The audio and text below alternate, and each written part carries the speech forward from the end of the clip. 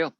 Okay, so this is just kind of an hour-long info meeting. It's pretty informal. So as you guys and gals have questions, by all means, just kind of raise a hand or stop me wherever we're at. Our internet connection at home here is not super great, so I may drop in and out a little bit. But if I do end up like disconnecting for a second, I'll jump back on my data connection for mobile and cellular and see if we can't squeak by on that. All right, so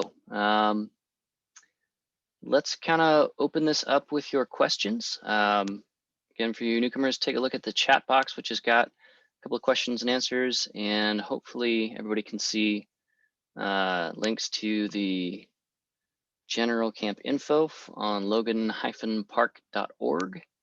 And I linked a previous recording of one of these meetings from last week, so folks could see that.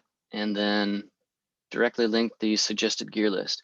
If you guys and gals want a copy of the gear list printed out, a bunch of those are in my mailbox in the main forestry office once campus reopens from Icepocalypse 2021. And I also have some copies at my office. It's very much similar to the gear list that's in this chat link, and you can find on my course website. Sorry, my cat's taking over my whole lap there. And hopefully that will be very useful to you. One real good question that happened with the earlier afternoon session about the gear list is I have a couple of different kinds of footwear listed there. You don't need to have one of every kind of footwear in the same way that you don't need to have one of every kind of tent or shelter example, like tent, tarp, hammock, and stuff like that. You really only need one of each of those. But it's not a terrible idea to have a backup pair of running shoes or cross trainer, something like that, just in case your boot sole blows out or the stitching on your hiking boots breaks apart under the strains and stresses of class and backpacking and rock scrambling and all of that stuff. So that was a good clarifying question that somebody had earlier. With that preamble, what questions do you guys and gals have? Let's just kind of go around until everybody's got everything answered. Then I'll take us through the itinerary, if I haven't had a chance to do that with you yet, and explain a little bit more about why some of these sites are so amazing and world-class, and why I'm so pumped up about this class. It's a good one. So what questions do you have? Let's tackle those first. And then it's, again, pretty informal. So if you need to come and go for another class or something, no, classes are canceled today. But if you got to go for any reason, that's fine. We'll have a couple more meetings later on this semester, more along the lines of skill acquisition, practicing things like using backpacking stoves, setting up your tent, that sort of thing. So we don't have to figure that out on the fly during a rain or snowstorm during summer camp. Yes, we do have snowstorms on summer camp sometimes. What questions do you have? Hey, Dr. Park. I was looking through the gear list earlier, and I was checking out the clothing section, and I noticed that it said, I don't know if this is a general thing or just something, but no cotton clothing is allowed. Is that like a blanket thing? No cotton clothing at all? Or yeah, I was just kind of curious about that one. A blanket, get it? Blanket thing, cotton blanket. Anyway, yes, so that is a very specific, like a weirdly specific technical requirement for lots of field courses, as it turns out.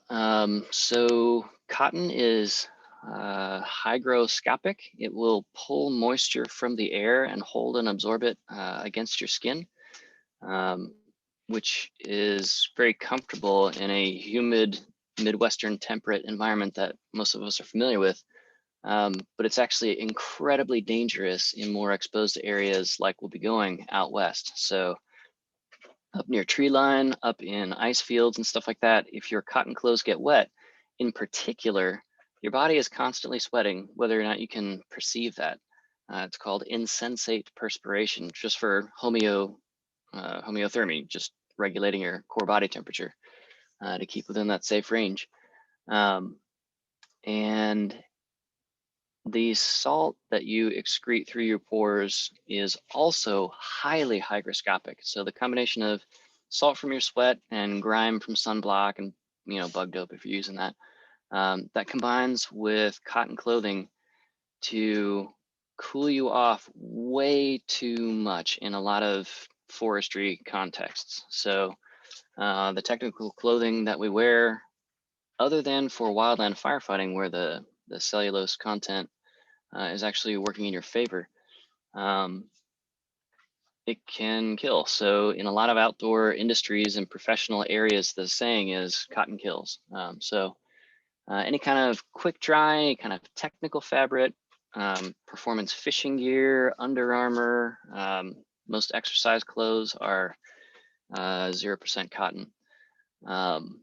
So that is a thing for this class, and that is to keep you safe. So I don't have any problem if you've got like a in space in your backpack or your book bag or your food box, if you want to store extra clothes there, to have like a spare backup set, like one cotton outfit for town days or off days while we're on summer camp, you know, getting groceries or doing laundry, or, you know, in Moab, we'll have chances to, you know, rent Humvees or go whitewater rafting or shoot machine guns on the open range or ride horses, whatever you want to do. Like those are fine, because, you know, at the end of that day, if you get rained on, you just head back and change into some fresh, dry clothes. When we're out in the field, or like backpacking down in the Grand Canyon, something like that, if you get wet and cold, you can get prehypothermic in 50-degree weather with strong winds. So it kind of catches people by surprise. So that's the long answer. The short answer is no cotton. I'm willing to flex on that a little bit for days we're going to be on the bus 100% or in town or something like that, but you need to have at least one full outfit that has not a single thread of cotton in it. Okay, thank you. Go to Goodwill. Like, you don't have to get new stuff. I am not impressed with somebody who spends $1,000 on, you know, a bunch of brand name outdoor clothes for this class. I really don't want you to do that. I regularly go to Goodwill and just plunder it for, again, brand or off-brand stuff. Somebody 2 years ago on summer camp, it was right about now in the semester, kind of early February, places like Walmart are just trying to dump their synthetic winter clothes. So we were getting fleeces, like nice piles up fleeces for $2. We were getting lined polyester pants with like a fleece inner layer for $3, you know. So again, you really don't have to spend a lot of money on this. If you are at all thinking that you want to do forestry, you know, after you get a forestry degree, then this is one excuse to kind of bulk out your so-called professional wardrobe. So business majors need to have a lot of ties, in the case of the guys, and button-down collared shirts and suit jackets and that sort of thing, khaki pants and dress slacks. But for forestry, that technical wear is going to be Nomex for the case of the wildland firefighter. It's going to be non-cotton clothing for most kinds of field work in other areas of forestry. And these days, the polyester, the synthetic fiber clothing, Capeline is one brand for that. It's perfectly comfortable too. So don't feel like you're making any trade-offs there. Can I answer the question? Yeah, definitely. Definitely. All right, cool. That's a great question. And that's a legitimate one. So I'll put that in the chat and then also again, integrate it into our course website stuff. While I'm typing that up, what's the next question?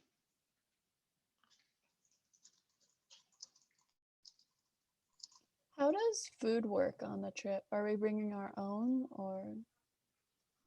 Yeah, so the way the course description is constructed, the basic idea is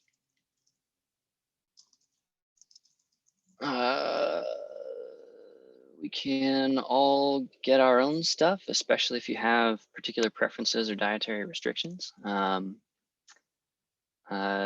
Most years, students will kind of band together with a couple of friends taking the class as well and bulk buy some things like you can get a 25-pound sack of rice, like whole grain rice, super cheap, like a number of pennies per meal. And rice and beans can get you pretty far, but it's total overkill for each person in the class to buy a 25-pound sack of rice. So most years, people will band together and kind of give each other a heads up, and I'll help coordinate that. Like the co-op in town has a bulk foods discount of like 10 or 15%, whatever it is, once a month for people with a SIU student ID. Aldi's is super cheap. So yeah, we are essentially all getting our own food, but keep an eye out for sales for stuff that you like and that is less processed is good. So if you can identify the ingredients by looking at it, getting a granola bar or some granola where you can identify the grains by looking at them and go, oh, that's oatmeal, or oh, that's milled bran or something, or that's an almond. That's really good. All of the micronutrients and the fiber associated with that stuff haven't been processed away, and that's much healthier for you on camp. If you're eating a bunch of highly processed foods like ramen noodles, that's a bad deal. We had one student go into the hospital actually on summer camp with essentially it's extremely advanced constipation called a blocked colon. And yeah, they were talking about airlifting him to Salt Lake City, thinking it was like basically butt cancer. Like that was not a happy camper on summer camp. So we're gonna hydrate, eat foods where you can see and identify the ingredients, and you'll be fine. So some years we will all as a class decide to kind of throw in all together and basically do all our meal planning, and everything is bulk bought, so it's all cheaper per person. But that involves everybody, you know, writing a check or dropping off however much that comes to. It's usually, I don't know, 75 to 150 bucks to do that per person for the month. And that's entirely doable. Like less than $1 per meal is easily within reach with bulk buying. So you're going to be eating anyway if you're taking this class or not, but food is not a part of like the, you know, the tuition for the class any more than it is for any of the classes you're taking right now.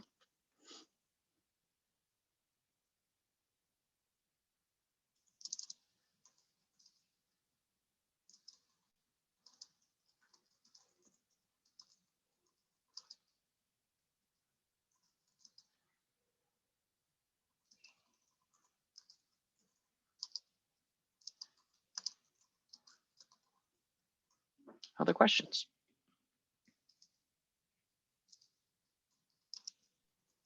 Can you hear me? Yep. Okay.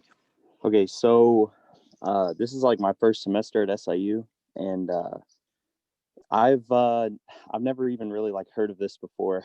And is this like part of the course, or is this just like a opportunity to get out there and explore, or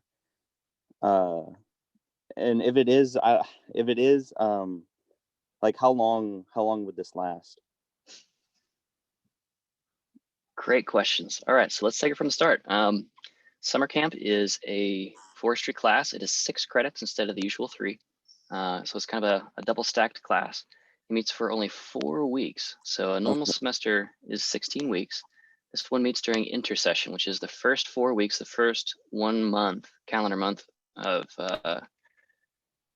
summer break.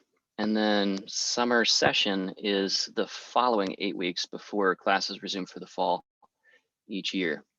So the idea here is that this is absolutely a class. It's actually a required class, Lauren, for folks who are in the forestry major. Sometimes, occasionally we get folks outside of the major taking it as well.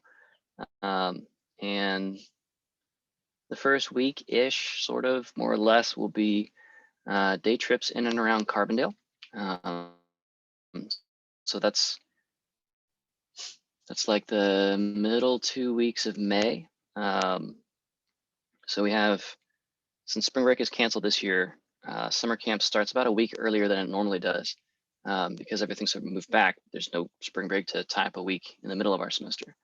And so we have classes and then exam week for our current spring semester. And then immediately the following Monday, so 2 days after graduation, that graduation Saturday, on Monday we meet on campus and we start going on day trips.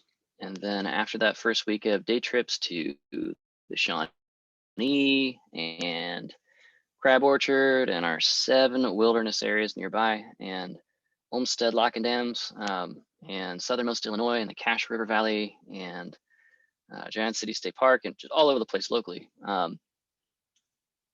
We will pile into some vehicles, and for the remaining 3 weeks of camp, in our case this year, we're going to head west to Colorado, New Mexico, Arizona, and Utah, and see a ton of national forests and provide some good, meaningful contrast for forestry students who've grown up here in the Midwest to how forestry and park management and watershed management and big game habitat management for bears and elk and caribou, all sorts of other stuff, how that looks kind of in another section of the planet that happens to have a pretty different climate regime than we've got here in the Midwest.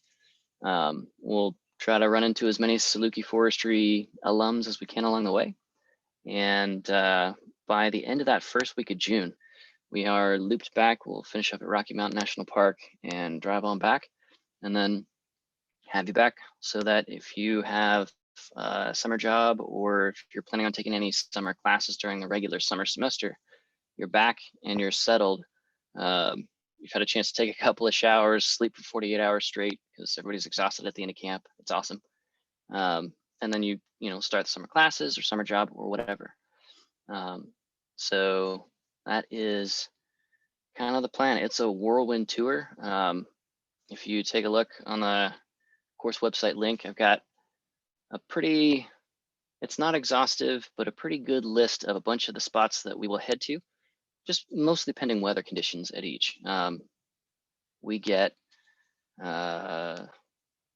snowed on and rained on, and I try to keep the schedule flexible enough, fixed in time somewhat by our reservations that we got to get for some of these places. But in some places we'll be purposefully not camping with a reservation, so stealth camping or at-large camping on some of these wild fenceless BLM lands and stuff like that, to help just be very flexible and get around things like polar vortexes and big storms and stuff like that. So it's pretty cool. Does that kind of answer the basic question, Lauren? Yeah. So, okay. So you said that this class was this was technically a class and it was mandatory, is what you're saying. Yes, but you don't have to take it following your first spring semester as a forestry student. You can. You absolutely can. We have several folks who are all set to graduate this spring, and then they're going to take summer camp and then technically graduate over the summer because they opted not to take summer camp last year when it was online and not actually in the field because of COVID-19. And so that's an option. So the timing of when you take this class, Lauren, is a little bit flexible. Most folks take it the summer before their senior year. Maybe a quarter of folks will take it the summer after their senior year. And then most of the remainder is folks who, maybe like you, they are, have had folks finish up their freshman year and just get super amped up about summer camp, and they go as a rising sophomore. And that's okay. So the learning curve might be a little bit steeper, but it's perfectly functional in that way. There's not a lot of textbook learning that you have to do during summer camp because it's all learning by doing. And so forth. So yeah, you have a lot of flexibility on when you want to go. If you're not ready to go right away, that's fine. You probably got some time. Transfer students usually have a little bit more of a compressed schedule. They're trying to Okay. come in with an associates of science or arts and finish up basically Yeah. the forestry classes their junior and senior year. So for them, it's, 1, maybe 2 semesters, then summer camp, then senior year, then graduate. So the transfer students tend to be a little bit more common among the folks taking it right after their senior year. But Yeah. there's some calculus involved with that, like, do you want to front load summer camp so that you can launch immediately upon graduation towards your first career forestry job, right upon graduation, like on May 10th or whatever, instead of on about June 5th after summer camp gets back? Yeah.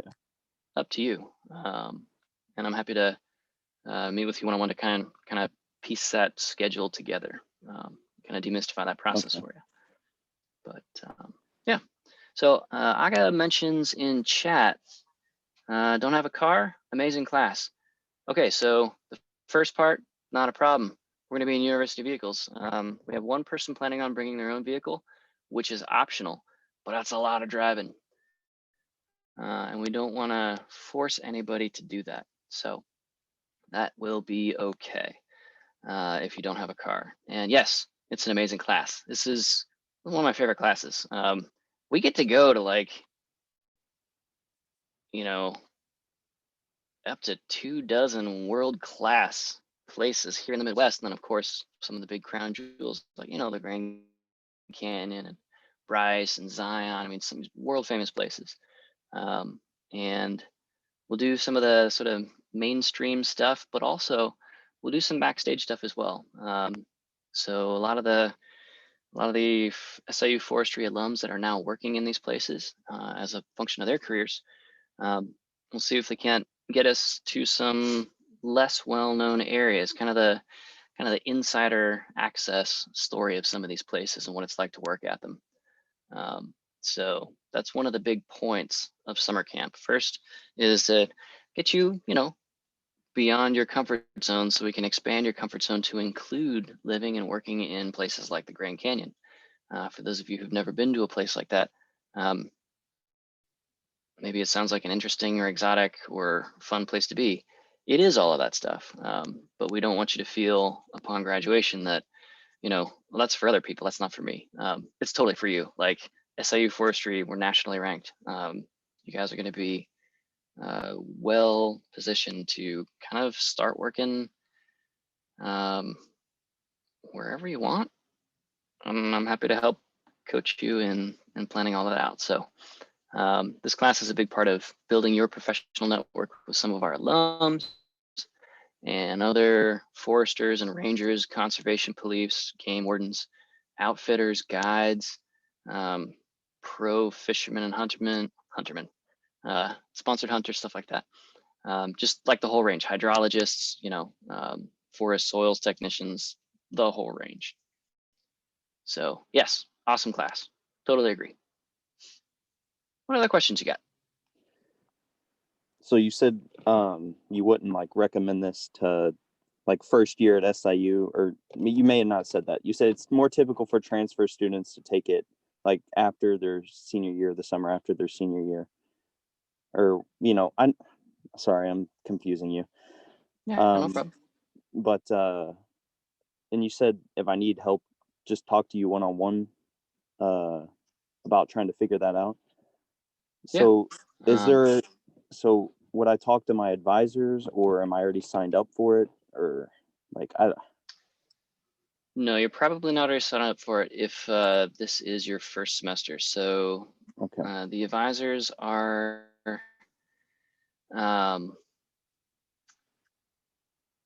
they're mostly trained to try to get that after at least one full year. But again, you would not be the first person if you decided, after chatting together, if you decide to take it this summer as somebody kind of hot off the presses as a first semester finish so far at SIU survivor, that's okay. Like, again, I have people who've never been camping before going on this 5,000-mile tenting and backpacking and wilderness trekking and wildlife encountering class.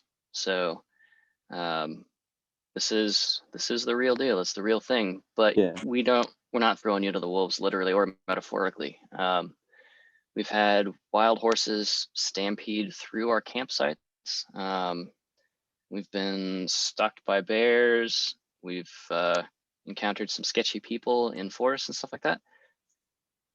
And we get through it, you know. Yeah. This is kind of a day in the life of a forester at times, and it's tremendous fun. Like, it's a little bit scary to see a bear off in the distance, but there are right and wrong things to do, and we take you through that stuff. Like, we're not gonna toss you into any of this stuff unprepared.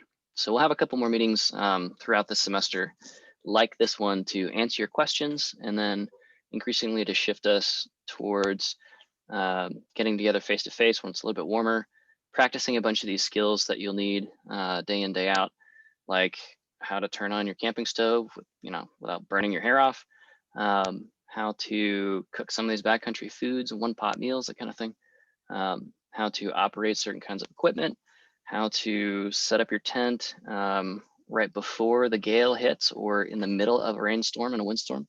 What do you do with that stuff? It's a little bit different than just setting it up in a developed campground or just shifting your RV into park.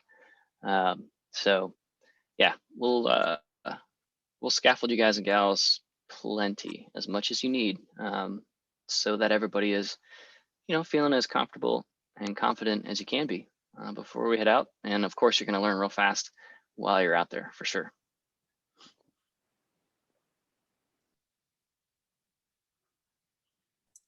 All right, I've got 2 more questions. So I'm looking at the chat that you posted about the packing room, and I'm just sitting here, and I don't know if it's just not making sense to me or I just can't picture it. But if I'm packing a tent, and a sleeping bag, and then all the clothes I need and the hygiene products, I'm just food, all that. I'm just not really sure if that's going to fit, within the parameters of what you've set, perfectly honestly. So is there a little bit of wiggle room in that area? Is there like a separate kind of storage you've got set up for tents maybe? Just kind of what's going to go down with that. And then also with the hygiene situation. So like, I'm going to assume the buses don't have bathrooms when we're getting, out there to the locations. And then just how is that going to kind of look for the long run, as far as like, we're going to be able to go to the camp showers like once a day or once every couple of days. And then same thing for laundry too, really. Sure. All right. So that's a bunch of kind of quality of life questions. And I'm going to be teaching you guys and gals a lot of stuff. The people that we talk with, the professionals we interact with, can be teaching a lot of stuff. But in terms of sort of safety and comfort and quality of life, that's very much on me. So we will absolutely go through how to poop in the woods. In different kinds of ecosystems, it's a different answer for that. Like in deserts, it's very similar to pooping on a glacier or an ice field. So a cryospheric zone, which is very different than how we would do it, on a temperate Midwestern forest, summertime canoe trip on the Ozark National Scenic Riverways, 3 hours to our west. So I'll take you through both the on-site techniques and stuff like that, and we'll leaven that with a little bit of humor and stuff like that. I'll pass out some anti-surface shitting society decals for your water bottles if anybody wants those. And we'll talk about things like a land ethic, along the lines of leave no trace, if you're familiar with that, where we have some well-reasoned and well-researched over the past 30 years. I've worked on some of these studies on how to do things like not harm an ecosystem while having a couple of million visitors to a place like the Grand Canyon, and they all need to use the restroom somewhere. So a big part of the answer is yes. A lot of the time, actually most of the time, we're going to be within a day of a proper flush toilet, or at least a septically maintained pit toilet at a park or forest or whatever. So that all works out pretty well. And we'll always have the option for folks who are not interested in backpacking, like we were talking about before, of going base camping instead. And typically there's some kind of a bathroom facility within easy reach there. And then for those of us who want to backpack, of course, we'll need the proper leave no trace approved procedures and the basic equipment to do that. And so that also, that also includes things like what's the appropriate but also ecologically functional disposal of things like feminine products. What do we do with tampons versus pads versus cups versus, there are certain kinds of clothing that are engineered for this sort of thing specifically, and it's all fine, right? They're just different tools, different solutions to address a particular need. So yeah, we'll totally cover all that stuff, and the spring kind of training sessions beyond today's informational meeting are very much concerned with that stuff. So there's that piece of it. As far as the how do we fit this whole gear list into a bus, an activity bus, a 14-passenger vehicle with the dedicated cargo compartment, but still like 14 people worth of stuff. So we never pack those buses out completely. We'll have probably something like 10 people per 14-person vehicle, so that we have some extra space, just some empty seats to move around in. And people typically fill their backpacking backpack with all of that survival and shelter and all of that stuff, like a water filter, other water treatment option, that sort of thing, spare set of clothing. And then we have room for a backpack or a book bag, kind of on the seat next to you or stuffed under your seat on the vehicles. And in addition, we have room for most folks to have kind of like a Rubbermaid bulk food storage container. And that works out pretty well. So our cargo compartment on the bus is going to be pretty packed to the ceiling. The cabin of our vehicles is going to be not packed to the ceiling. That's not safe in case we need to make a short stop. Let's kind of stand on the brakes to avoid plowing an elk through the windshield, or what have you. So yeah, in the past, it's a bit of a Jenga puzzle to get everything in there the first day, and then everybody sees that it's kind of fine. And we get pretty good at packing space efficiently. And indeed, the skill of packing a backpack, loading a backpack properly and safely for your spine has everything to do with minimizing the total volume involved and being as dense as you can. So that's okay. That's really going to be okay. All right, so those were the two questions I caught off of your list. Did I capture everything, or did I miss something? Let's circle back and get that now. The showering was also another thing, but I'm gonna Showering, yes. be on the same par with like the toilets. Like we're probably gonna be like a day away from a shower, or most of the time. Yeah. So yeah, we have a couple of different options there.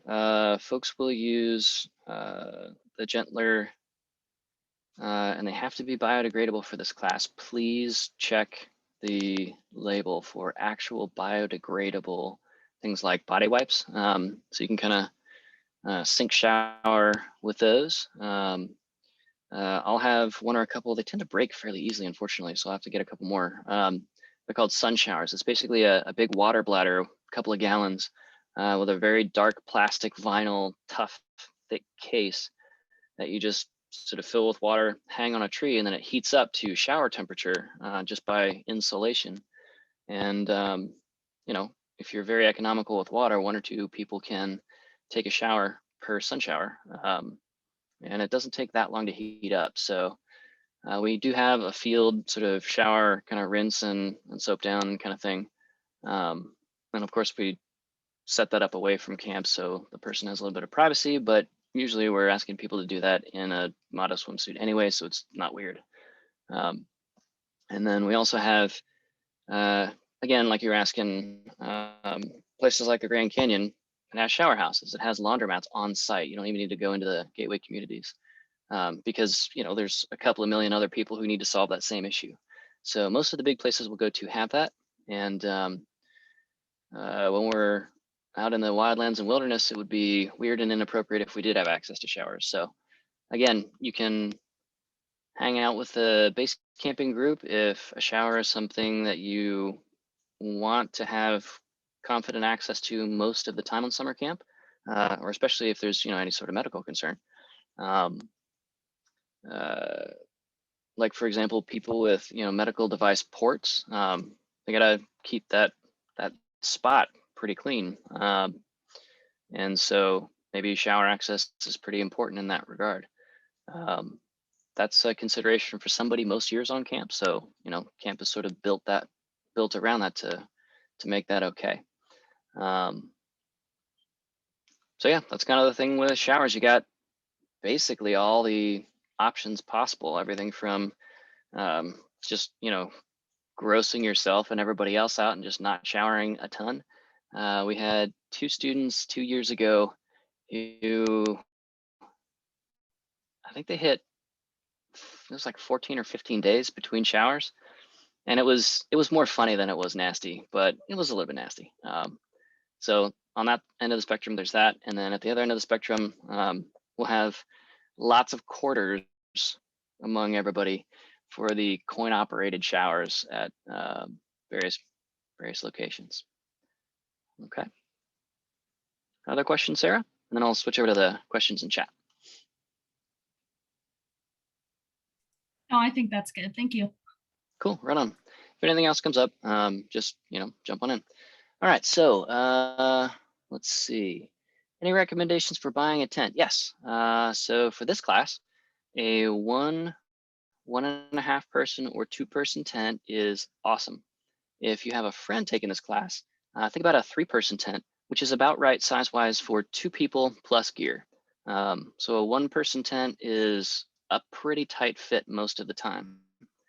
You want a double wall tent instead of a single wall tent. So that's a tent that has a separate stretch of material called the fly to keep rain and wind out, versus a single wall tent where the whole thing is just one sort of sewn together big exterior frame supported sack for you and your sleeping bag and your sleeping pad and your stuff. Those tend to suffer a lot with condensation in colder weather, so you can be kind of wet on the inside of a single wall tent in some of these places that will go. In others, like at the Grand Canyon, it's usually, not always, but usually really pretty dry. So a single wall tent is perfect. It's super lightweight for that. But that's not always going to be the right tool for the job for all of the places where you're going to go. So a double wall tent is a good move. Usually a 1.5 person tent is good for 1 person. 2 person tent's good for 1 person. That's what I use. 3 or 4 person backpacking tent is a little bit bigger, but you can split the weight across a couple of people. 1 person carries the poles, the other person carries all the fabric, and it's less than carrying the full weight of your own tent. Very efficient. Okay, yeah, so if you have a backpacking tent that pitches with hiking poles, I've used those in the past. That can work very, very well. Those tend to be non-freestanding, so we want to be very careful in our site selection for non-freestanding tents, tents that can't stand up without being staked to the ground. Usually pole pitched tents are in that category. We want to make sure that you have some good options and some good skills in place, like using dead man anchors where there's no soil to stake into because it's pure bedrock. We'll be in a couple of places like that. And most other places, you can hammer in tent stakes, no problem. There's soil in most places we're going, but not all of them. Let's see. Bugs are not usually a huge concern in summer camp for 2 reasons. A, insect biomass across the face of the planet is vastly reduced by our aggressive use of pesticides and overspraying and stuff like that. So that's sort of a partial food web collapse issue, but more specific to our class, there's just not a lot of mosquitoes in the arid Southwest. It will be too cold in certain places for insects and mosquitoes to be much of a problem. Rocky Mountain National Park, one of our last stops, is usually along that line. it's been years since I've been bitten by a mosquito at Rocky. And the first week of class locally, we'll be in and out of the vehicles largely. It's a lot of show and tell kind of stuff, meeting with local foresters, hotshot crews, stuff like that. So we're not typically out for extended period of time where we're getting chewed up by insects. Anyway, so a tarp as an alternative to a tent where, it's just the rain fly of a tent. Sometimes you can pitch those and not worry about the material of the tent, especially in non-buggy places. That's a way to save like a pound of material in your pack and so forth. And it's entirely okay to optionally bring a hammock. You probably have enough space in your gear to do that, but not all of these places have trees that you can tie off your hammock to. So if you have one of those special backpacking hammocks that you can also pitch as a tent on the ground, you're golden. You're very versatile and mobile and very light on impact as long as you're using tree saver straps. All right, so those are some basic shelter recommendations. And again, the biggest wisdom we have for selecting a tent is deciding, do I want to camp solo? Do I have a friend taking this class that I could split the weight of a larger tent with, a bigger, roomier tent, maybe even split the cost of that? You can buy, borrow, or rent a tent for this class, and that will help get you all set. So I'll have to say, most of the prominent brand names are all pretty good in terms of quality for tents. So it's probably better to read a good coverage of online reviews for those instead of asking me for a specific brand name. I've got my favorites, but I'm a state employee. I can't endorse private businesses for the purposes of stuff like that. So it is what it is. All right, next question was, let's see, will hiking the PCT or Appalachian Trail count towards getting credit hours? Not for summer camp, but I am very happy to work with you on an independent study or any of the other forest rec classes that are along those lines. I'm an AT through hiker myself. Big respect for folks who are putting in big trail miles and lots of bag nights. Like, I dig it. That's my jam too. But yeah, this class it's all about some backpacking and a million other things too. So credentialing that experience is not the right tool for this class, but I'm definitely ready to work with you on some others for sure. Let's see, can we take this class twice? Yes, absolutely. And the second time you take the class, you don't really have to take it. You can just come along. So we're gonna have a couple of folks. We're really hoping to coordinate their schedules. They are graduating this spring, having taken summer camp previously, but they're also, to celebrate graduating, going on a trip itinerary similar to ours. And if they just so happen to run into us and hang out with us sometimes on camp, that's awesome. We can help get them, and potentially you taking this class again, maybe with a different itinerary, going to a different part of the US. We can help you with all of the logistics. Like, I got to make a bunch of reservations and get permits and stuff like that anyway. We can just throw you on there, no problem extra. So that's a very, very economical and hopefully fun way to go on a big trip across the US. Let's see. What do you have? What do you do with your cat when you are away? I have a cat. Well, my answer to that question is probably not the best answer for you. My exceedingly beautiful wife is a veterinarian. And so our cat is in really good hands when I'm away, and also really good hands when I'm here. Like, she runs those cats. She's awesome. So for you, if you have a friend that can board your cat for you, if your parents are anywhere within reach and you can, drop off your cat with supplies with them anytime between now and leaving in early May for summer camp, that's probably the best move. If you have an apartment mate or housemate on a lease that's right through the summer, hopefully they can just kind of keep things nailed down with your pet and take good care of them for a couple of weeks.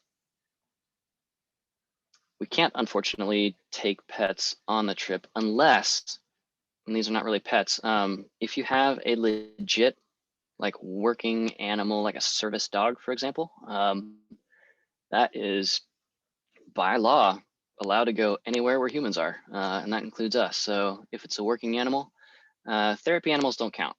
But if it's like a licensed, fully trained, certified, working, and like a seeing eye dog, for example, that can absolutely go on this class, and it should. Like if you have that, you know that you need it. So if that's the case, that's awesome. Let me know. It's actually kind of exciting. And we will be very careful to respect the boundaries of a working animal and not try to feed it treats and stuff like that. Let's see, next. What specialties get to take the summer camp compared to the resource one? Yeah, great question. So we have 5 specializations in forestry. Resource specialization has to take resource camp. Rec specialization has to take rec camp. And urban forestry, watersheds, and or forest hydrology, and WAMCON, the Wildlife Habitat Management and Conservation folks, you can take either one. Take both, whatever, you do you. But yeah, so 4 of the 5 specializations can take rec camp. And resource camp, also excellent. I'll put in a little commercial for them too. So they don't go quite as far as we do, but they go mighty hard in the resource direction. So they'll go to more sawmills than we will, but we'll go to more wilderness areas and national parks than they will. So, you know, it's really just kind of customizing what feels like the best fit for you. In my thoroughly and gleefully biased opinion, rec camp is the greatest class ever of all time. Like its power level is over 9,000. So it's all very exciting. And if you haven't heard the story of Darth Summer Camp the Wise, you know, it's not a story the Jedi would tell you, so I get it. All right, other questions, let's see. That's all the questions in chat so far. What other questions do you have? We got plenty of time.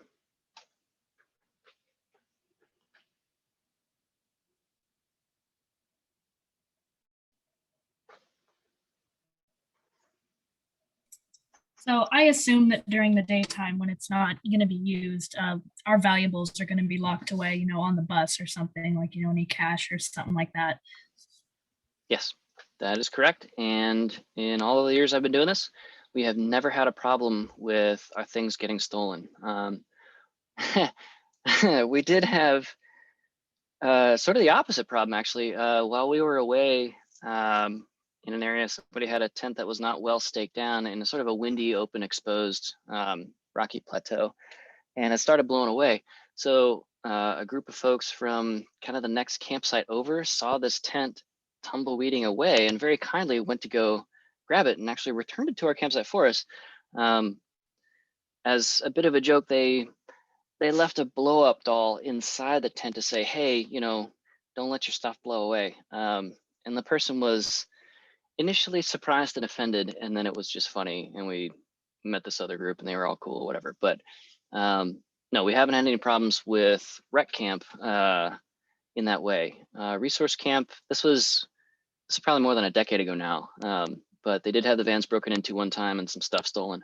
But yeah, that's a low concern for us.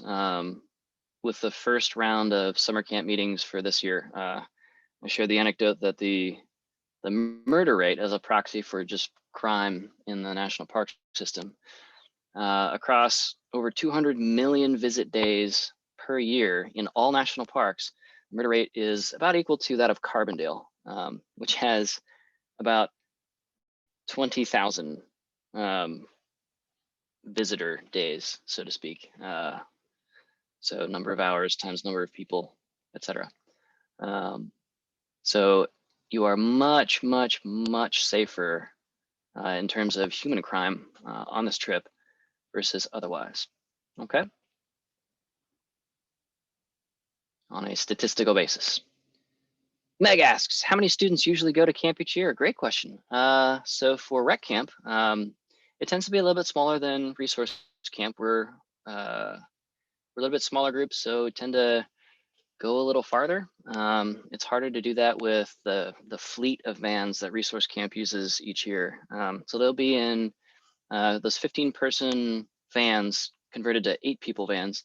We'll be in 14-person activity buses with a little table, an LCD screen, and a DVD player. About 10 people per bus, maybe-ish. It just kind of depends on how many people sign up.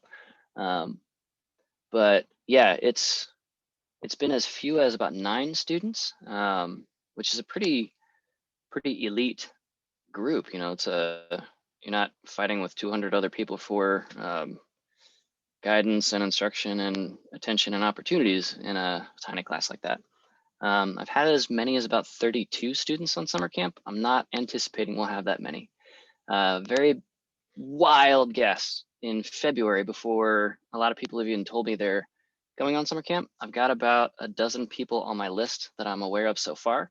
And that means typically around 18 to 20 people actually taking the class. So we'll have 28 seats on 2 vehicles and 18 to 20 people filling those seats, to give you a sense of what that's like. So best guess, 18 to 20 this year. Resource Camp is more like 30 to 45, something like that. So just depends.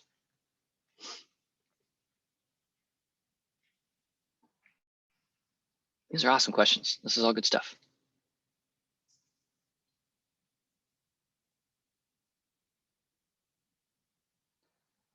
What's my favorite color? I'm going to go with the Monty Python answer. Blue, no yellow, and then just get ejected to the, was it Pit of Eternal Despair? No.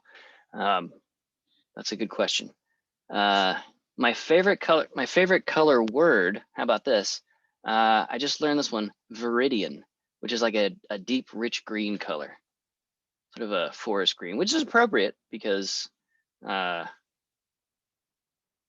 in the forestry department, and my wife's last name in Japanese is Woods, and I like green, you know, it's nice, very soothing.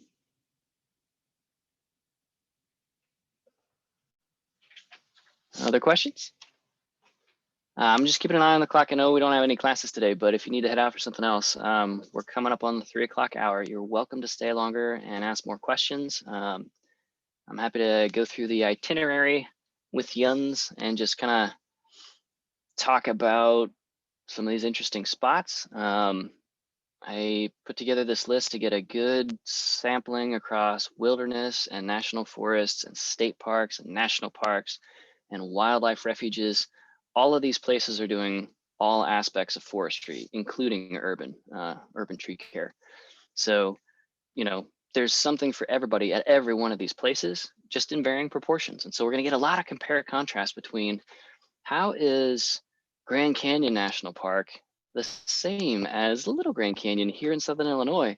How is it completely different, right? What's it like to work at each of those places? Grand Canyon is a pretty desirable place to work as a park ranger, as a wildlife biologist or habitat technician or whatever. But it's not the right fit for everybody. So pretty quickly at each of these spots, I think you'll see that you really resonate with some of them. Like you could see yourself living here and retiring here and getting buried somewhere on premises. And other places are like, nah, I got it, thanks, not interested. Got the number, I'll call you if I need anything. And that's fine, right? So as you guys and gals start to put together more detailed plans to reach your career goals and your dreams and answer these questions of how am I gonna live? You know, like what do I wanna surround myself with? Who do I wanna surround myself with the rest of my life? A no for some of these places in terms of it not being your most favorite place in the world is as valuable as a yes, for sure. It's easier to target something on a shorter, well-curated list versus like, well, I want to live somewhere and do something. That could be anything. Okay. So last check for questions, and then if you guys can hang around for a bit, let's go through the itinerary. If you need to head out at any point, of course, that's fine. and keep an eye on announcements and emails and stuff like that for our next meeting or two coming up kind of later in the spring, especially as things warm up. Okay, so any other questions? And then we'll go through the itinerary together. Just a quick one. I noticed, or I heard you mentioned town days earlier. Just how often Yes. are we going to have those? Is that going to be like a, what exactly does that entail, for us to do? Sure. So town days, or for you PCT or Appalachian Trail through hikers, 0 days. Those are typically at least every 4 to 5 days, and I'll explain what I mean by that. So there are just not large cities near some of these places we're going. Tucson, outside of the South Rim Village at the Grand Canyon, is like a main street, which is mostly a highway more than a street, and like all the businesses on both sides of that, and then like another street behind that. Like it's a real thin little strip of civilization perched right at the lip, so to speak, the boundary of the Grand Canyon National Park on the south side. So some days our town days are going to be places like Tucson. Some days our town days are going to be more like, what are the amenities and services within the Grand Canyon? Because in some of these places, there's just not a large town outside. But at the Grand Canyon, right, there's like, golly, there's like a dozen lodges, all including restaurants. There's a halfway decent gear and equipment shop. There's a full-size grocery store. There are multiple post offices. There's a school. There are a couple of thousand Forest Service, Park Service, contract worker, so working for a private company at the Grand Canyon for a concessionaire, who all need to live and work in that space. And so some days, our 0 days, are accessing the same services that they use all year long. Or seasonally if they're there just for a while. So town days can mean different things in different places, but at least kind of once a week or so, we got to pause and do laundry and kind of reset the timer on the funk accumulation on our bodies and in our clothes and all of that. So for those folks who are base camping, instead of going off into the wild hither and yon, the hinterlands, when you're base camping, you have plenty of access to 0 day type services. So hot showers, laundry. You can have steak on like half of the days of summer camp if you really want to throw your money away, right? Because that stuff's available. We need to take advantage of those for a bunch of different reasons.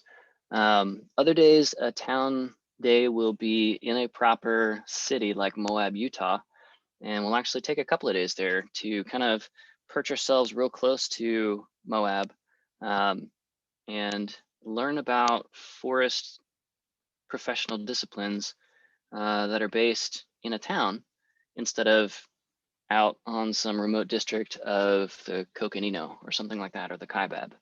And so in that case, like we're just, maybe we're doing day trips out of Moab to go canyoneering, to go rock climbing, to go whitewater rafting, to go rent a Humvee and scale a cliff or whatever, see how fast you can do it, that sort of thing. So that's a town day and very much customizable to what you need to do in terms of like replenishing groceries and fresh goods. We had a town day in Durango 2 summers ago because I literally destroyed my tent in a sandstorm at Great Sand Dunes National Park, and I needed, as the instructor, to get a repaired tent. All right, Lauren, we'll catch you later. And it was okay. Like they have a fantastic used and new gear shop called the Gear Exchange in Durango. So it worked out great. And everybody got to enjoy some restaurant food for anybody who wanted to do that. Other folks like hung out in the parking lot and cooked on their camp stoves. You didn't have to spend any extra money if you don't want to. So yeah, town days are going to mean different things on different days. And of course, for the local portion of Camp Town is Carbondale. It's all just day trips that first week. So there you go. Any other questions before we run through the itinerary? It's a big one and it's kind of flexible. Again, we're not going to hit 100% of all these places, but it's a pretty darn good smorgasbord. Any last questions?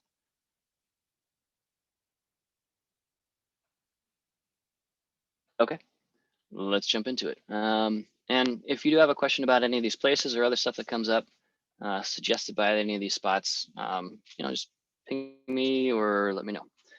Okay, so our destination list on logan-park.org. Again, if you can't see that, I'll put that URL back into chat again.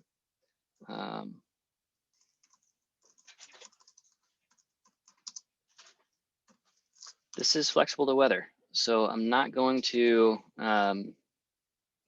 force people to endure something like a blizzard or genuinely unsafe conditions because we have a lot of flexibility. This is such a long list and such a good list of places to go that we're not losing anything if we, give a certain place a pass and move on to the next. So it's going to be flexible as we go. Shawnee National Forest, Giant City State Park, Bald Knob, Bay Creek, Burden Falls, Clear Springs, Crab Orchard, Garden of the Gods, Lusk Creek, Panther Den. Golly, that's what, 8 wilderness areas within a 1-hour radius of us here in Carbondale. An embarrassment of riches. So again, we're probably not going to hit all 8 of those, but we'd be a little bit silly if we completely ignored all of them. Cache River Valley, which is a part of southernmost Illinois, an amazing wetlands restoration and management, wildlife habitat restoration project. Federal, state, local governments, not-for-profit land management orgs, local landowners.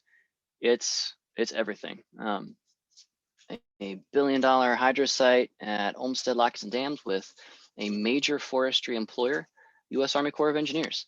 I know that the job title in there is engineers, but you don't have to be an engineer to work for U.S. Army Corps of Engineers. They have lots of wildlife habitat management, lots of forest rec, lots of forest hydrology type jobs. Thousands of them they hire for every year. And the Army Corps of Engineers manages more inland United States created shoreline, upstream of dams and other impoundments. So created beaches and wildlife habitat that uses shore as an obligate, egg laying habitat or whatever. They manage more miles of that than there are miles of natural coastline for the United States.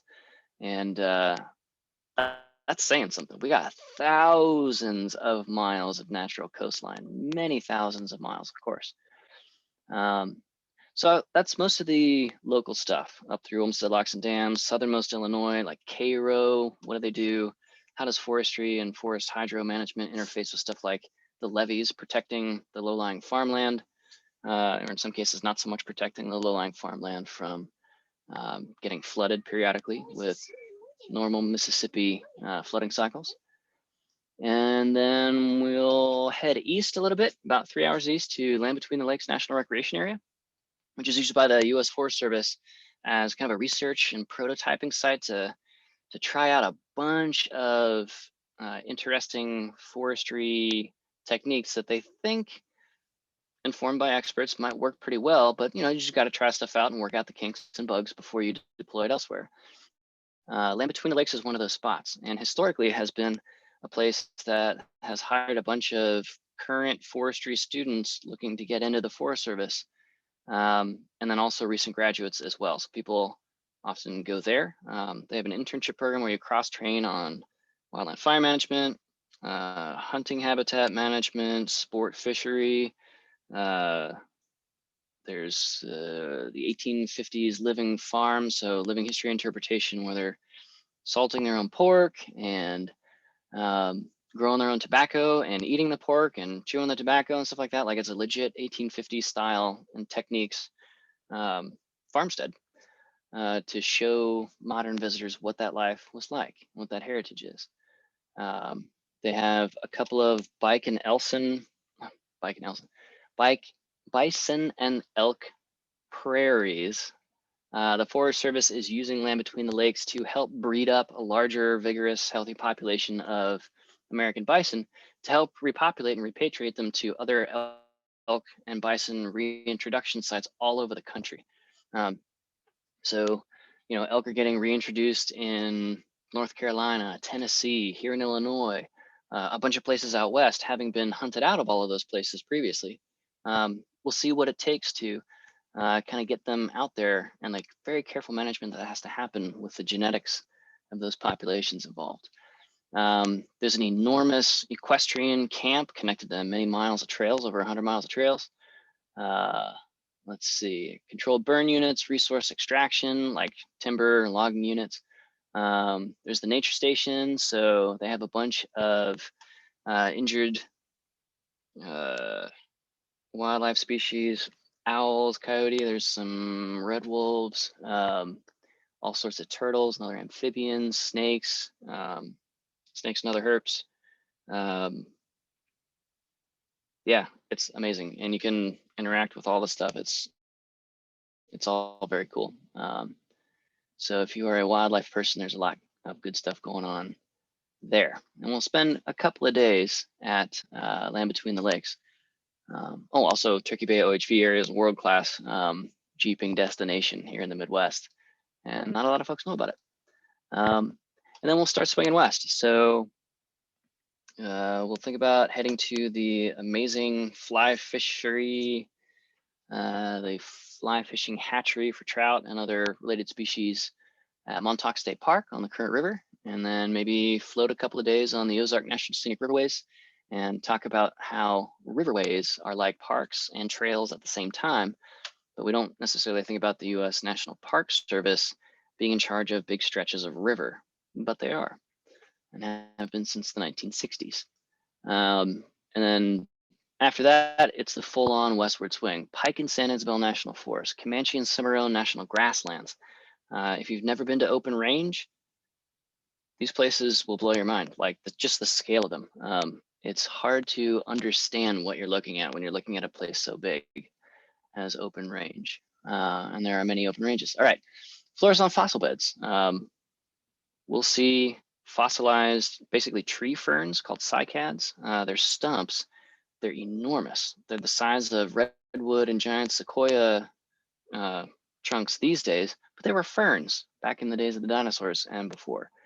And it'll blow your mind. So that's a fun little stop on the way to Great Sand Dunes National Park and Preserve, which is a pretty neat spot. I'm translating a bunch of photos and videos and like 3D fly-throughs of a bunch of these places. I'll get that onto our list here coming up. But Great Sand Dunes is this big sort of circular patch of some enormous sand dunes along about a 70 to 80 mile long sort of vertical, very steep mountain range called the Sangre de Cristos. And the Sangre de Cristos are a wind speed bump.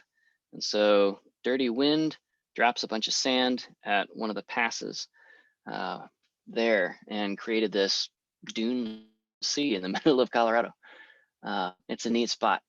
So we might get snowed on there in May or June. We may run into the bears there and so forth and so on. But we'll see other kinds of big game, again, bison, elk, mule deer, blacktail, whitetail.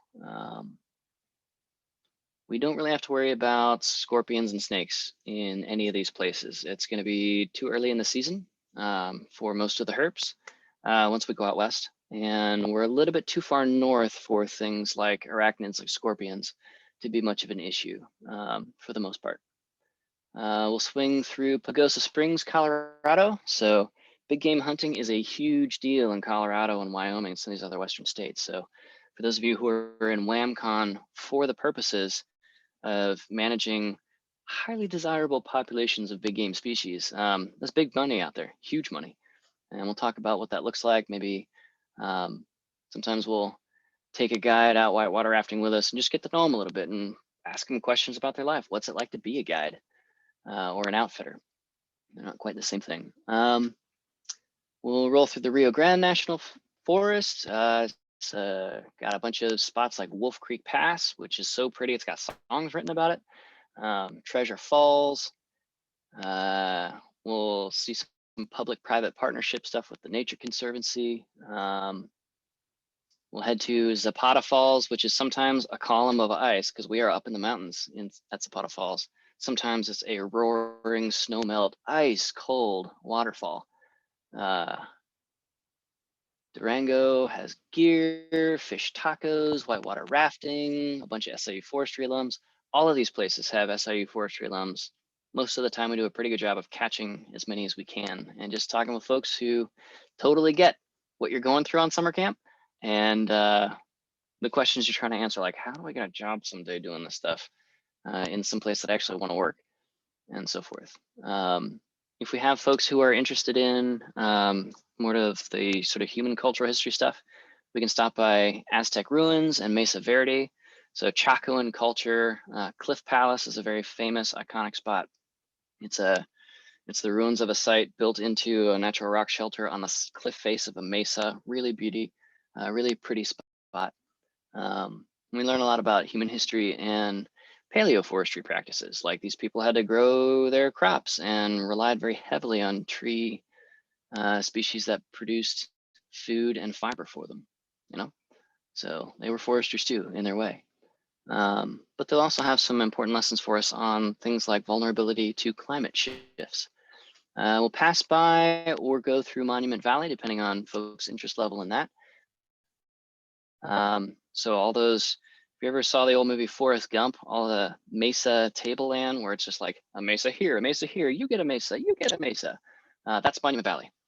And we'll be right there. So the Manti La Sal National Forest, we'll use that very cool forest soil set up there to find some kale and clay with natural impurities, iron oxides, sulfur oxides, and other magnesium oxides that color that clay very brightly. So red, orange, brown, purple, blue, green, yellow, white. And then we'll just make the equivalent of tie-dye shirts, but with natural pigments. It's a lot of fun. We call those dirt shirts. At Glen Canyon Dam nearby, this is the interface of a bunch of Native American reservations. So we'll be on Navajo land, Ute, Paiute, all sorts of different Native American nations have some space out there, and we'll be right there. So Antelope Canyon is guided only by Native Americans. It's Google for pictures of Antelope Canyon. You'll recognize it. It's world famous, and we'll be right there. And then just literally a couple of miles down the road is this place called Horseshoe Bend on the upper reaches of the Grand Canyon. It's the most one of the most highly river curvature spots. It's like 270, 280 degrees, I think, in like 2 or 3 tenths of a mile. I forget what it is, but it's a super windy section of the Colorado River where the Grand Canyon is a little bit smaller. And it blew up when Instagram influencers started going there. So it used to get like a couple thousand people a year. It's just like, it's right next to the highway. And now it's like 2, 3, 4 million people a year, just in the last decade. Like it just exploded with social media. So we'll talk about, what's the influence of technology on like how foresters do. What do you do when people start falling off the cliff taking selfies? Last time we were there, 2 people had died already. And the entrance technician we were talking with there said we're actually kind of behind schedule on people dying. So a bunch of different organizations are having to collaborate to try and figure out how do you make a 1,000, a 1,500 foot, a 2,000 foot cliff that you can just park and walk to. How do you make that safe for everybody? Because we don't want to have too many people dying at a pretty spot like Horseshoe Bend. And that, of course, is real close to Grand Canyon National Park. So we'll start at the South Rim, and we'll be camping in the Mather Campground and or camping on the National Forest land just outside of the park, just to provide some contrast there. And folks want to, hike down into the canyon, into the wilderness, we'll have a chance to do that. Folks who are not feeling a mile of vertical change each way and several days of sweat equity in what can be a very hot spot can stay up and base camp on the rim. There's a ton of stuff to do up there too.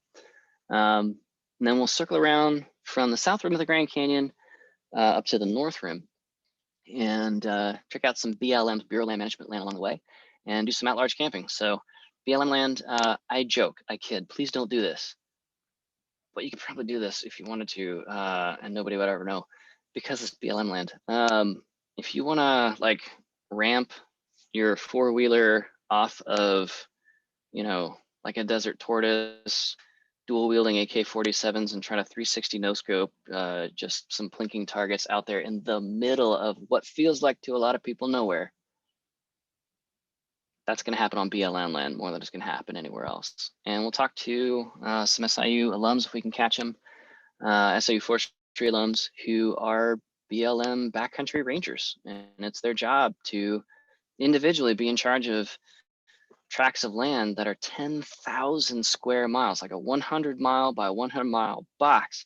Imagine that being your solo duty area, and everything that happens, you know, you have some stake in that.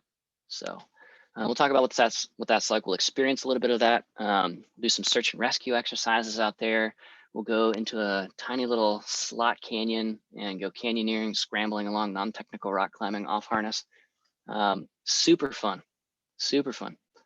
And then kind of circling north and away from Grand Canyon, we'll hit up Zion National Park and have a class session, weather permitting, of course, on top of a little rock promontory called Angel's Landing, where you've got an 800-foot cliff, a 1,000-foot cliff, and a 1,200-foot tall vertical, like straight up and down cliffs. It's a cool spot. And I love going there. I love introducing people to it. So Zion has a lot of stuff going on there. They have a bunch of fire management, wildland fire management issues in the high country. So Zion is also a canyon like the Grand Canyon, but all the built up stuff, all the development, and lodges and the tours and all that, it's down in the canyon. Whereas at the Grand Canyon, all that stuff is up on the rim. So it's a real contrast in forestry and people and wildlife habitat management when we put all the people up top versus down on the bottom. So cool contrasts between those two.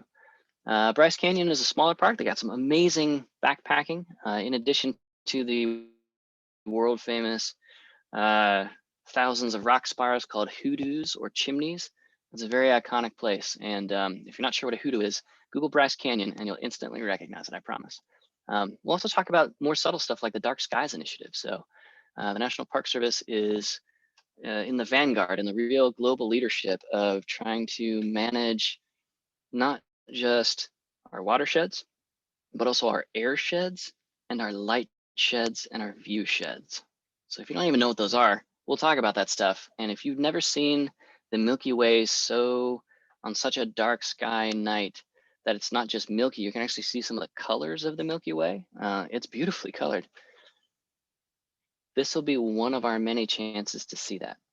Okay, so I haven't looked up the lunar calendar. I'm not sure if we'll have full moon or new moon conditions, but yeah, if you've never seen the Milky Way period, or if you've never seen it in color, get ready. Let's see, Fish Lake Dixie National Forest. We have a bunch of alums working on these and others. There's about a dozen other major national forests in this orbit around here. So we'll try and catch them. We'll talk about hunting, wildland fire management. This is big deal stuff out there. Again, search and rescue.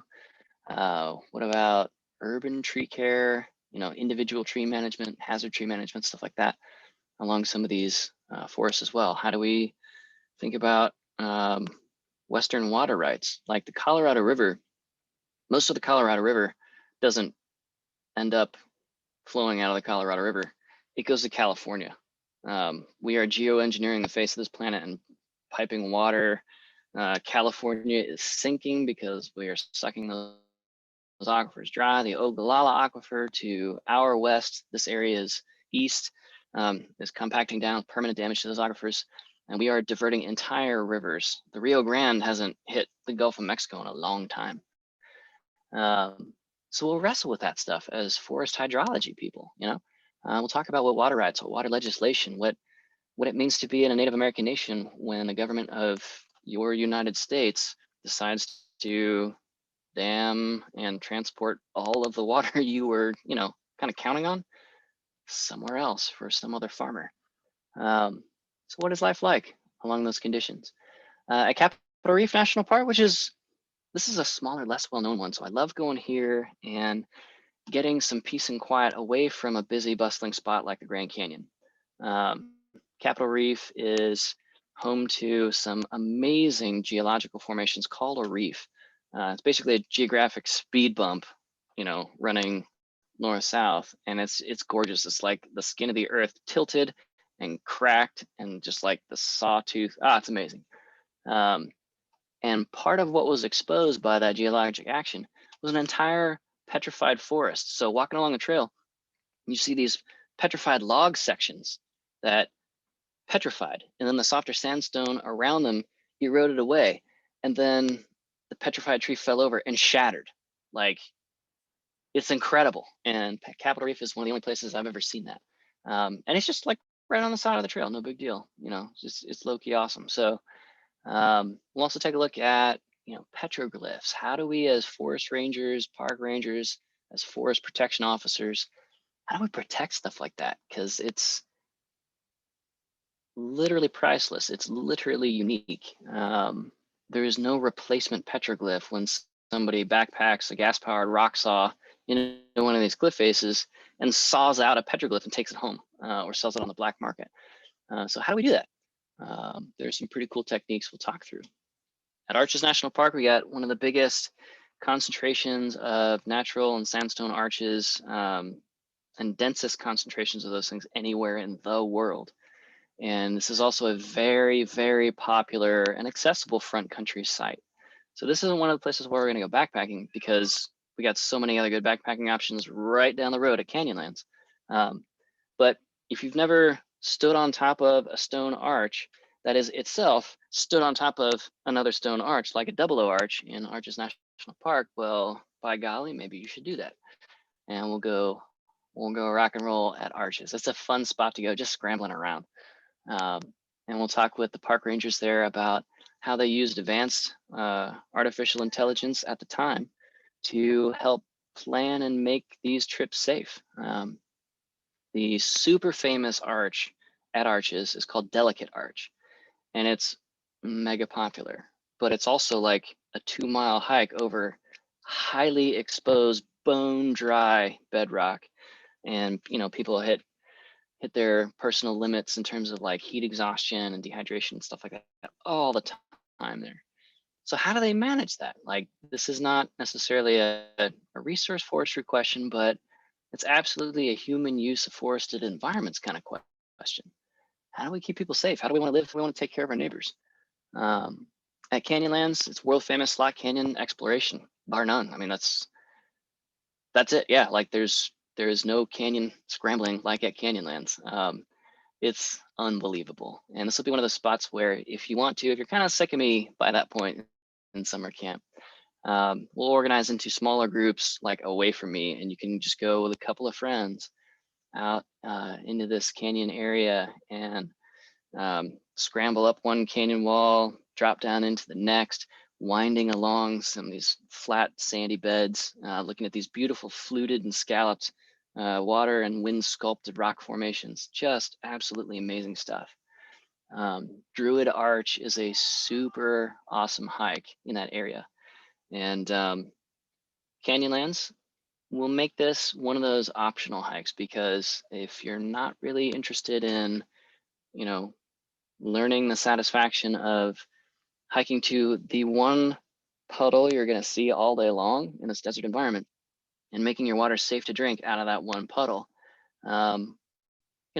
maybe a Canyonlands backcountry trip, multi-night trip is not for you. And that's okay, because we're real close to Moab at that point. We're real close to Arches.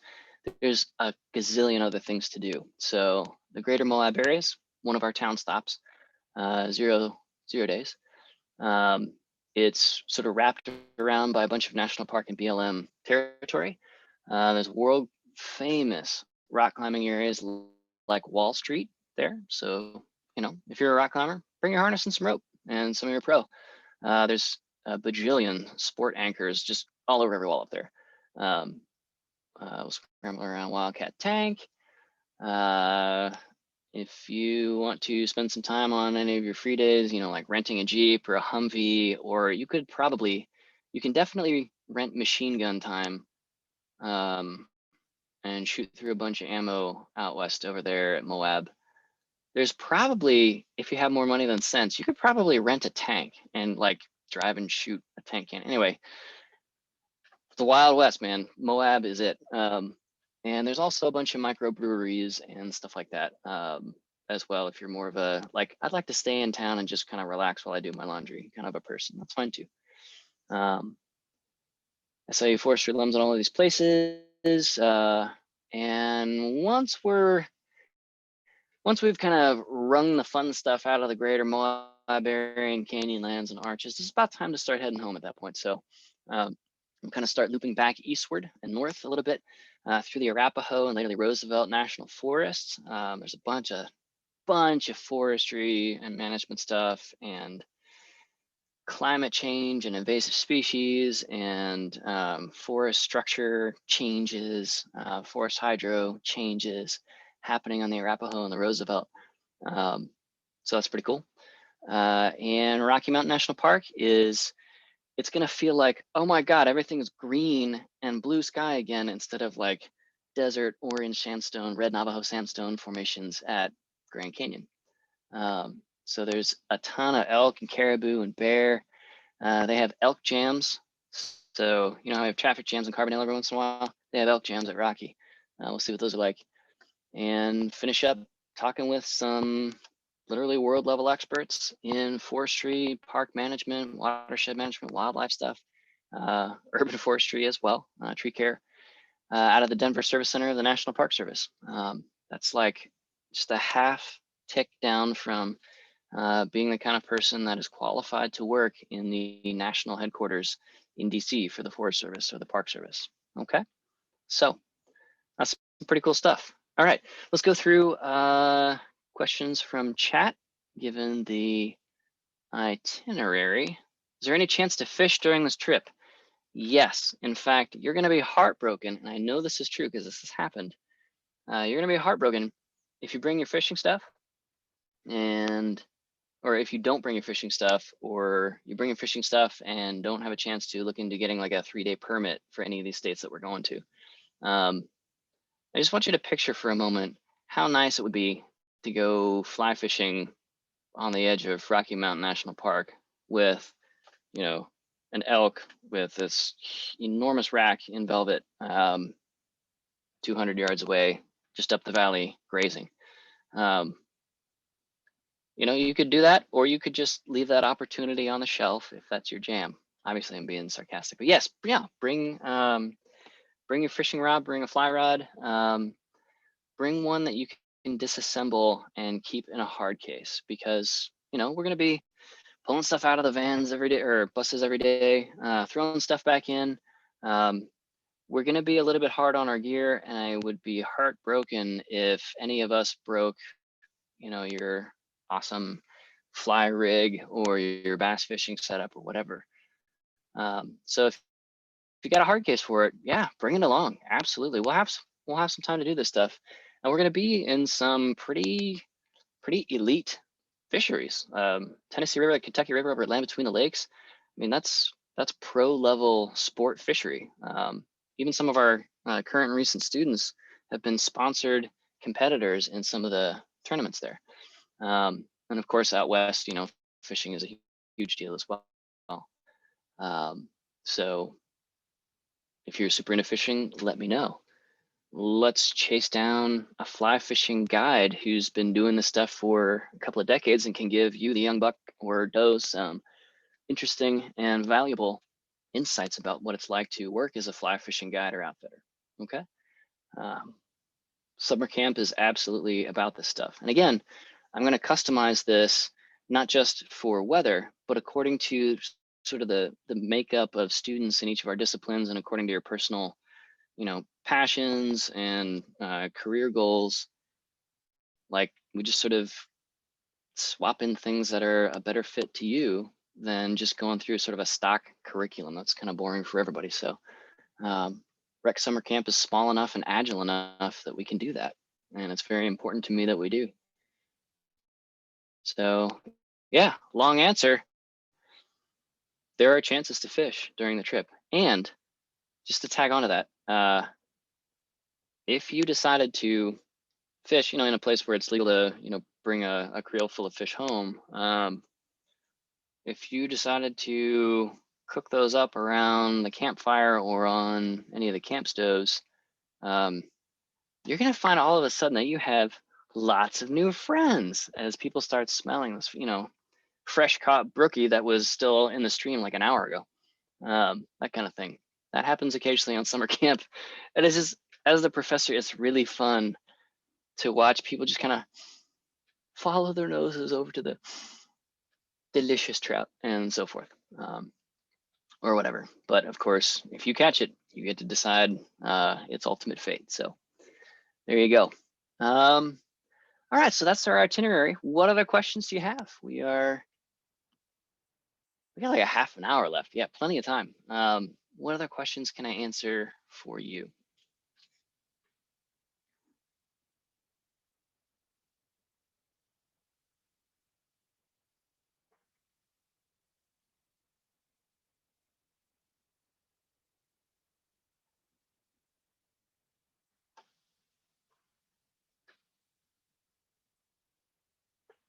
No further questions? Oh, come on up. Is the itinerary different every year? Yes. So it's different on 2 levels. I have over time put together the southwestern sort of lollipop loop that we are doing. There's a northern western tier that I've tried twice and we got snowed out each time, right like in May. That goes to like Yellowstone and Teton and places like northern Colorado, Wyoming, spots like that. And there's, let's see, the northeastern loop goes through like Shenandoah and DC up to Acadia National Park in Maine on the Atlantic coast, and then inland into Maine to Baxter State Park, Katahdin, the northern terminus of the Appalachian Trail, and then west into the White Mountains, and we go backpacking for a week in the Presidential Range, which is an area above tree line, very, very famous hikes there, and sort of loop back home. There's a southeast loop that I used to do through northern Florida, Okefenokee National Wildlife Refuge, Cumberland Island National Seashore. That's where I got stampeded by those horses. And up through like Myrtle Beach and then back home by way of Great Smoky Mountains National Park. It's getting harder and harder to keep everybody safe on the southeastern tour. Mosquito vectored zoonotic diseases start spreading from the tropics through Florida and into Georgia and Alabama and the southeastern states. Like that,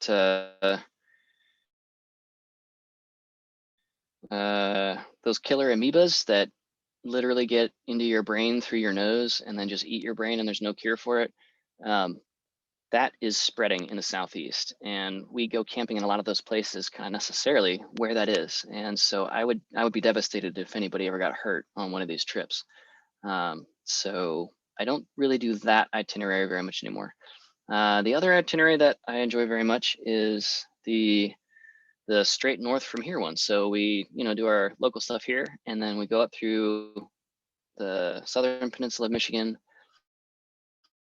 There's a bunch of forest going on up there. Some of our recent alums do like timber sports demo shows up there outside some of those national forests. And then we cross the Sault Ste. Marie up into Upper Peninsula, Michigan, and do some cool national seashore stuff, some national recreation area stuff going on up there. There's some pretty burly logging and mining operations up there lately. And then we all jump on the largest ship that is operated by U.S. National Park Service. We take a 6-hour ferry ride all the way across up north to the north side of Lake Superior and spend a week backpacking in wilderness that stretches over basically an entire island called Isle Royal. And we go backpacking with the wolves and the moose there. Haven't done that one as many times because the weather's a lot more iffy going north in May than it is going west or east, but that's also a heck of a lot of fun. And then we finish up the Michigan and Straight North itinerary, going through basically what looks like the Forest of Endor, if you're an old school Star Wars fan. Some old growth forests near the Porcupine Mountains. And it's a very, very pretty place. It's a nice, easy finish there. So yes, the itinerary is largely different each year. So I'll switch between those major itineraries just to kind of keep it fresh for me and to kind of see how things change across these places. There are meaningful changes that happen over time along all of these treks that we do. And then within each of those itineraries, it's different every year because of things like weather events. So one year on a Southeast trip, we dodged 2 tropical storms that were parked on either, so cyclonics, it's like pre-hurricanes, parked on either side of Florida just off the coast, and they were about to smash into where we were camping. And so I was like, you guys just want to just like cut a couple of days off our Florida section and we'll spend extra time at Myrtle Beach if that's cool. And look at like southeastern, like Piedmont style and coastal pine forests and that whole thing. And everybody was down for that. So we cut a couple of stops off of our trip and we had extra time at Great Smoky Mountains National Park that year. 2 summers ago, we went out west and we got 6 or 8 inches of snow, whatever it was, when a polar vortex, exactly like what's outside our windows today, dumped a bunch of snow on the Grand Canyon at 5,000 feet elevation. It was freezing the last couple of days of May, literally, and the first couple of days of June at the Grand Canyon. So we ended up shortening our stay at the Grand Canyon and just right the storm and staying in some awesome warmer and drier climbs on BLM land nearby. But down at the bottom of the Grand Canyon, it was 72 and sunny. There can be about a 65 to 70 degree temperature difference between the bottom, which is always hotter, and the top, which is always colder. So it could be freezing, 32 degrees Fahrenheit at the rim, looking down onto Phantom Ranch along the Bright Angel Trail at the bottom. And it could literally be 100 degrees at the exact same moment at the Grand Canyon down at the bottom. So we just sort of play it by ear to keep you and gals out of unsafe weather conditions as we can. Because the point isn't to have an insane gonzo over the top trip where people are in genuine danger all the time for the sake of it. This is a class, right? Still 6 credit hours. But it can also at the same time, with some careful pruning and selection on our list of places to go, absolutely the memorable trip of a lifetime, you know? Every year we get people asking, Park, you know, when we're done with camp, can you just leave me at our last spot? Like, I'm fine with just staying right here. Like, I'll find housing and a job. This is just so amazing. I can't bear the thought of going home. And we actually do that sometimes. So if they're genuinely serious about it, whatever, you're adults, you can handle it. Yeah, so that's 2 answers to your question, Meg, for is the itinerary different every year? What other questions you got?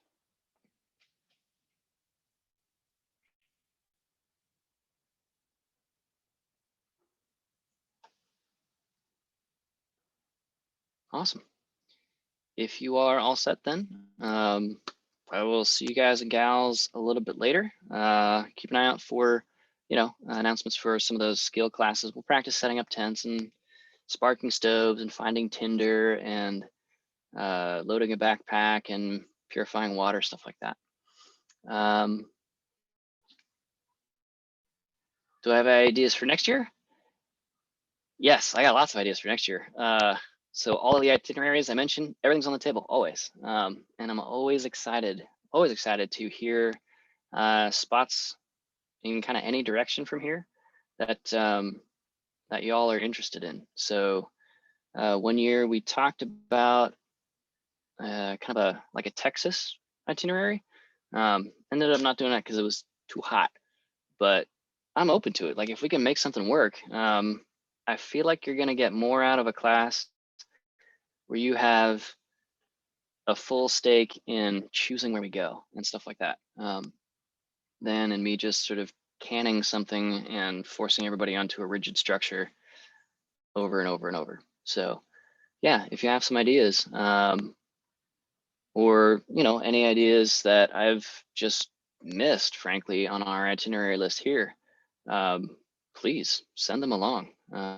Some years, if I have a particularly interested student, we'll work, just kind of informally around the lunch table for a couple of weeks and put together a complete summer camp and then go do it. We've done that multiple times before. So that's a really great question. That's one that excites me. So not just going on autopilot the same ways, the same places every year.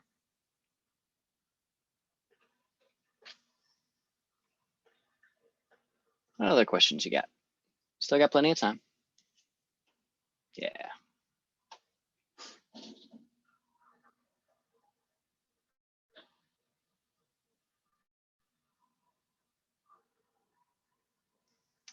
All right. If you're not sure if you're on my summer camp list of people to make sure that are on all the announcements and stuff like that, send me a quick email or post your email address in chat so that I can make sure that you are on that list. And in so doing, we'll sort of roll out everybody's contact info to everybody on the class. In some of these places, we'll have pretty intermittent cell phone reception, so it's kind of everybody all together trying to figure out, okay, does the other bus know that we need to stop for a restroom break like an hour ago, and so forth. So send me your contact info and I'll be very happy to make sure that you're on the list. Okay. I hope you're excited about this class and all that it could be. It's tough. This is not an easy class, but it's awesome. It is absolutely worth it. And I get charged up by this class every single year. So let's do this. Okay. Other than that, yeah, no other questions. You guys are clear to take off and we'll be in touch.